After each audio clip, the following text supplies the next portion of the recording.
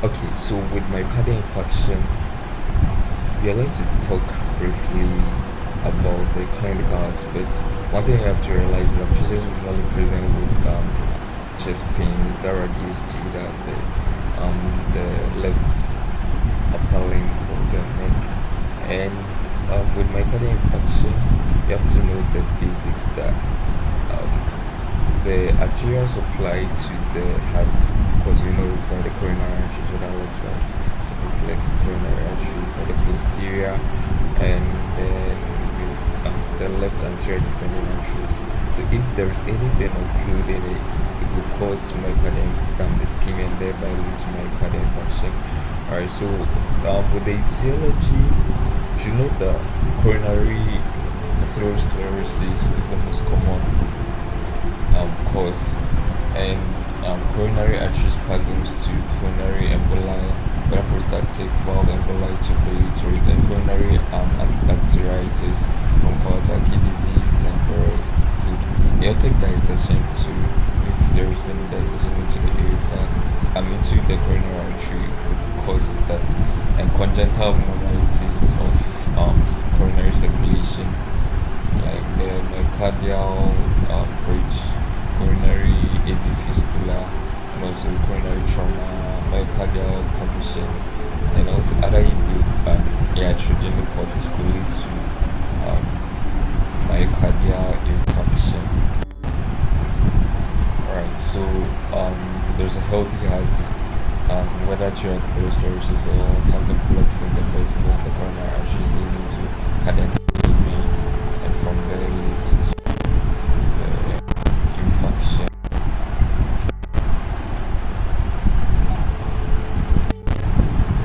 Okay, so when something blocks in the vessels, it shows like symptomatically. So whether the right coronary artery, coronary artery, one thing that is being done is an echocardiogram and even an ECG.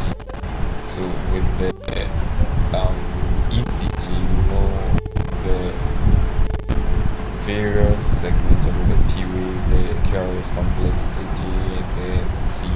So depending on how it's the particular condition, sometimes there's ST segment elevation, myocardial infarction on ST segment, and even with the unstable angina, stable angina, all these reflect in the ECG changes. So that has to do with the investigations. Right. The echocardiogram is very important because it helps also to understand what is really going on and the extent of this infarction. Right, so that's something brief about myocardial infarction. For deep vein thrombosis, it's simple.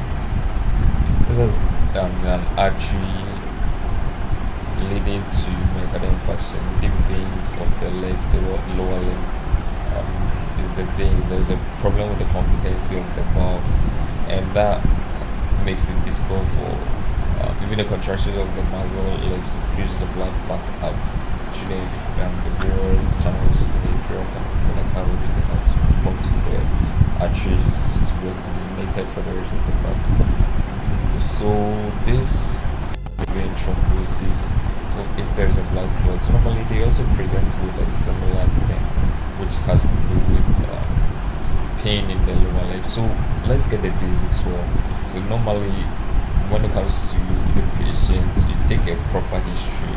So with your history, of course, with the demography, and then you come to the presenting complaint. With demography, look at the name, age, gender, marital status, then religion, patient. Sometimes we increase most of these into the social history, but then most importantly, the presenting complaint and history of presenting complaint. After the history of presenting complaint, you come to your on-direct questionings, and then systemic review the various systems. You ask your questions, and from your various systems, you come to your other histories, which are the past medical history, your surgical history, the drug history, family then you summarize your history and come up with differential diagnosis based on your history. And from there, you come back again. To your physical examination. That's where you start with the general examination, and from there you know the vitals, and then you come to the other systemic examination. So with that, from there you come up with your other differentials, or a bit of the differentials you did, and then you go ahead and request an investigation. So you know, for MI, myocardial infarction, of course echo, ECG is very, very important, and your cardiac enzymes. Yeah, for deep vein thrombosis, of course, you know, your D-dimers, your Doppler ultrasound scan are also very important. Yeah, so this is something brief about the clinical aspect of both myocardial infarction and deep vein thrombosis. Alright, so with the pathophysiology of deep vein thrombosis, you know, the venous stasis, which there is decreased blood flow, it creates conditions favorable for blood clots, and then the causes, of course, it's one way, maybe prolonged bed rest, long flights, car rides, or maybe some paralysis. Yeah, even heart failure, of course, it impairs venous return, and varicose veins, which cause ineffective venous blood flow. So endothelial injury does damage to the vessel wall, and endothelial injury to the lining of the blood vessel indicates local inflammatory response. And you know, this particular inflammatory response, it promotes certain conditions too, like we've talked about. And genetic disorders like factor V leading mutation, prothrombin gene mutation, deficiencies in proteins C and S, anti-thrombin deficiency, hormonal factors, for example, in pregnancy, oral contraceptives, immune hormone replacement therapy, cancer, malignancies. Yeah, so with all these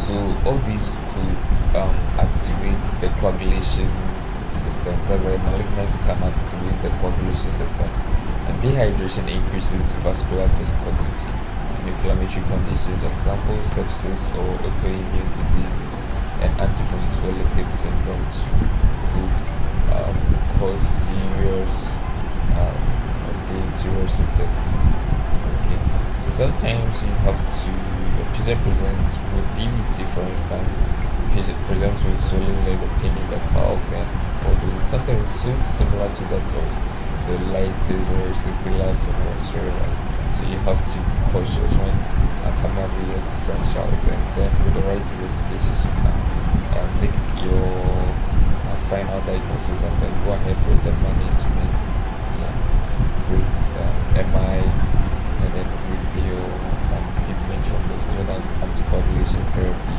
and then with MI, with oxygen, with ABCs, if it's an emergency, going through managing your pain, giving medications for the atherosclerosis, whether statins, controlling hypertension, and any other comorbidities. Yes, so all these are very important. Okay, so this is a summary of DVT and